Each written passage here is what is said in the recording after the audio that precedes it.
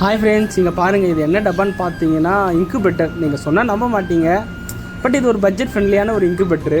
So இங்கே பாருங்கள், இதுக்கு மேலே என்ன கோடுன்னு பார்த்தீங்கன்னா எறும்பு ஏறாததுக்காக எறும்பு சாக்பீஸில் கோடு கிழிச்சு வச்சுருக்கேன். இது ஒரு நாட்டுக்கோழி முட்டை ஒரு 15 வாங்கணும் வீட்டுக்கு சாப்பிட்றதுக்காக.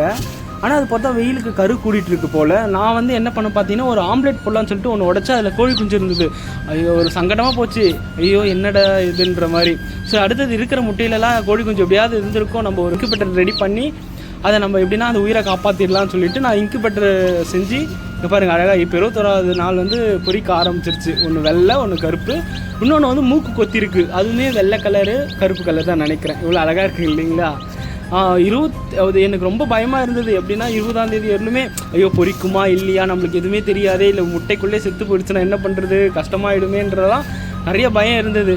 பட் இப்போ 21ஆம் தேதி இதுங்க பொறிச்ச உடனே கொஞ்சம் நல்லா ரொம்ப ஹாப்பியாக இருக்குது.